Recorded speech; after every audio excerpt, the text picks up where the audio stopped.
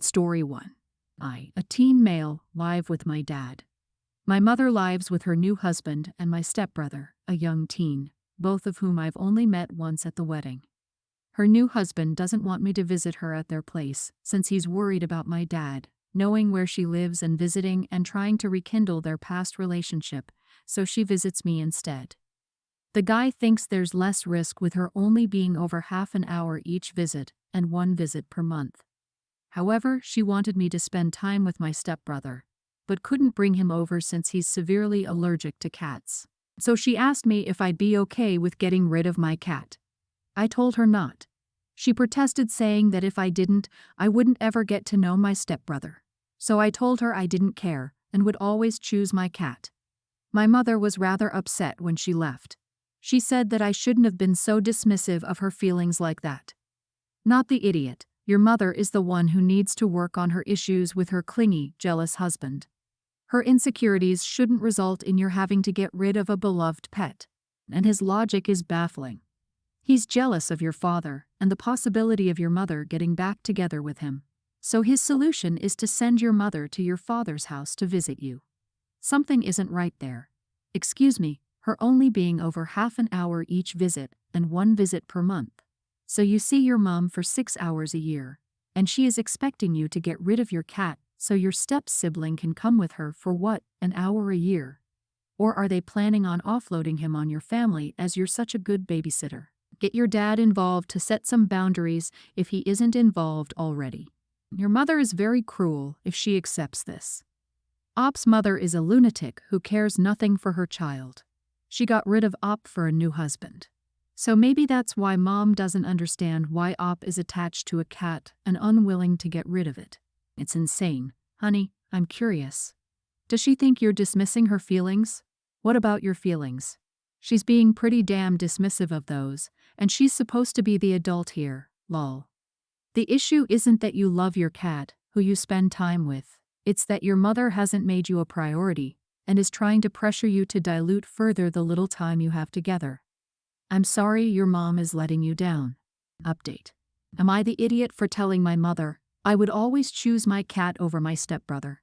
I called her to talk about this. I asked her if her husband was so worried about my dad knowing where she lived, why couldn't she just pick me up and drive me there? Dad doesn't have to know the address, he doesn't have to take me there. She was stumped for a minute before answering, and it just made things worse. She admitted she made up the jealousy issue to hide why her husband doesn't want me over at their place. The guy has a couple of Patek Philippe watches that he's very protective of and is worried I might see her and not be able to help myself. She visits only half an hour a month, not because her husband only allows that much time, but because she was afraid I'd start asking questions. She thought it would hurt me less if I believed that the issue was adult jealousy than her husband thinking I might steal from him. I asked her if she was even bothered to stand up for me and tell him I would never steal his watches. She was silent. Then I said to her that now I'm even more disgusted with her than before when she wanted me to give up a family member for a kid I don't even really know, other than that one meeting at her wedding, and that she should be ashamed of herself. She said she was sorry and won't bother me again. So we're done now. No more seeing each other. No contact from now on. Yeah, wow, dude, sorry, your mom is bad. She and her husband and kid are really a piece of work. They've never gotten to know you, but label you as a future thief. She doesn't fight for you to be a part of her family. She lies to you to manipulate you. That is horrible. Why couldn't his precious watches be kept in a safe if you're so worried? It sounds like a cover for yet another thing. I'm sorry your mom is such a piece of work. The watch thing is possibly a lie too. Her husband may be very controlling and didn't want her to have a relationship with you at all. Half an hour is nothing. Her stepson might not even have a cat allergy either. I wish you and your dad well. You do not need that drama. My sister, young teen, and I, teen female, are not close. She has really bad social skills. She doesn't have any diagnosis like ADHD or autism, but she's never been good with social stuff. She's very intelligent and is a very good problem solver, but she needs to understand that what is easy for her is not easy for everyone. She also lacks the social skills to know or realize that complaining about other people's interests, their lack of skills, etc., is not how you make friends or get people to like you. This has been an issue with her since we were in elementary school, and maybe even preschool. She'd win at almost every board game, and would ask really bluntly why someone was bad, normally me. She'd tell me how easy it was, and I should be winning because I'm older. Our parents always bought board games like that which suited her way more. I hated playing against her because her attitude after winning wasn't fun or easy to be around, and she was like that with others too. One time our aunt played with us. She's a teacher, and my sister basically asked how she could be a teacher when she couldn't win a game against a grammar schooler. I never liked having to spend time with my sister, and I hated playing anything with her even more. She always wanted to spend more time with me, but I avoided that crap as much as I possibly could. Eventually, she started to sit in on me playing video games, and she would try to backseat the game or criticize me for taking so long to finish a puzzle, or she would literally take the controller out of my hand and do the puzzle for me. She was like that when I had friends over too. Then she'd get upset when it was clear we didn't want her around. I tried telling her it was rude to insult or interrupt others to help without being asked, and to continue when asked to stop. She would say to me it was boring watching someone struggle and everyone should thank her. There are some things she isn't good at, and boy, her reactions are strong like tantrums. Our parents banned charades because my sister couldn't play them to save a life and would get so mad. She's had friends, but all of them eventually drop her once they grow tired of her complaining about stuff. They like makeup, music, movies, sports, and indirectly calling them dumb. She's lonely now because I never hang out with her. She has no friends, and even our cousins don't want to know her. My parents have been on my case about hanging out with my friends, not including my sister, and how I never make time for her anymore. They said I could and should be helping her way more. The other day I told them it was their job to help her, not mine. They said we're sisters, and yet I act like I don't like her. The truth is, I don't. I don't know if I ever liked her really, but I really don't like her now, and I hate every second I spend with her. I didn't tell my parents this, but saying it was their job to help my sister, and not mine, really made them angry. Am I the idiot? Not the idiot. It's your parents' job, and honestly, she probably does need screening for autism. However, if she's made it to her teen years without several, other people are not as quick as you at X.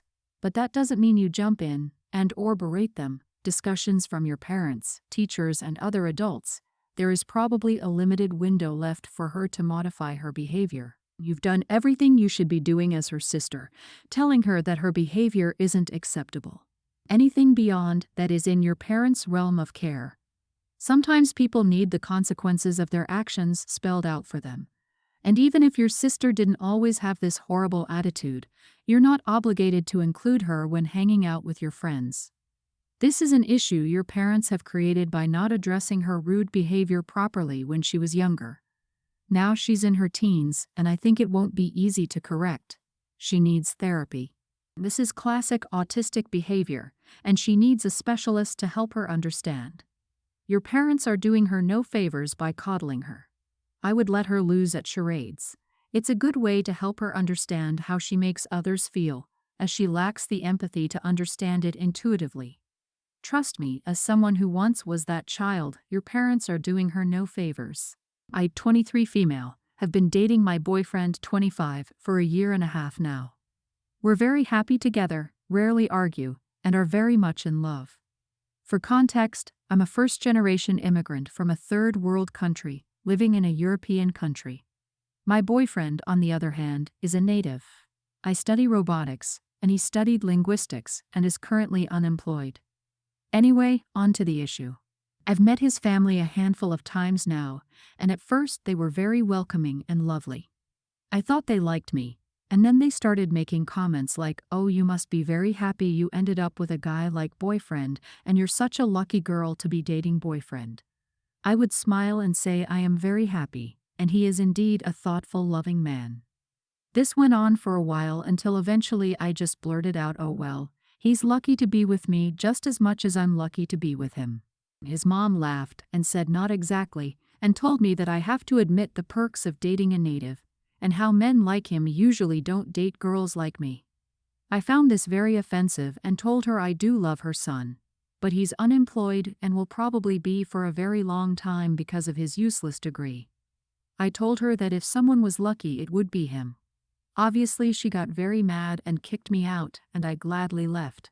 My boyfriend wasn't present at that time, but I suspect his mother told him everything except the part where she was very racist, because he called me and was angry that I'd said he's lucky to be with me, and that his degree is useless, as if I'm better than him. I pointed out that it's hypocritical of him to say when his family does that to me every day, and he never stood up to them.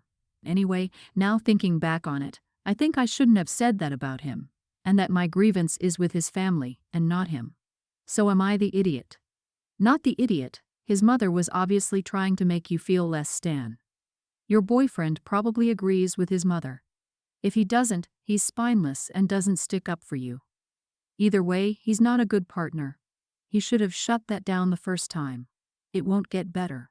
The fact that he allows his parents to mistreat you will only get worse if you too have children. Your boyfriend and his family all think they're superior to you. You can do much better than all of them, including the boyfriend. I hope you dump him and find someone who is worth your love, someone who will jump to defend you the very second his family steps out of line. Useless degree, huh? Well, at least he knows how you feel now. You are the idiot. You're not great if you can't defend yourself without insulting another person. Seriously, if the first thing you do to defend yourself is to attack your boyfriend, who isn't even present, I'd take a good look at your relationship. It's time to reconsider whether you love him or not. Also, at least now he knows how you really feel about him. I, 29 female, have always been open about not wanting children with people from the first date. I don't want to waste my or their time. I met my fiancé, 32 male, about 2.5 years ago online. We had a lot in common, including not wanting children. He proposed 4 months ago, and a few days ago, we were at his parents' house for dinner, and his mother commented about his sister who is pregnant, which led to us talking about having children. When children come up, I usually just change the subject ASAP. But before I could find an opportunity, my fiancé answered that we wouldn't start trying until after the wedding, and after we had a house so we wouldn't have to worry about moving while I was pregnant. I was surprised but figured maybe he hadn't discussed not wanting children with his family, and he just didn't want to talk about it. When we were driving home, I made a comment saying maybe we should tell his family now we aren't having children to avoid talking about it down the road, and then he told me he wasn't sure about being child-free. I was shocked and unsure what to say except to inform him that I was sure and to ask when he started thinking he might want children. He told me he was never sure and now thought he wanted them. I was hurt that he lied to me because when we started dating I was very clear that I would never want children, and if he wasn't sure it wouldn't work.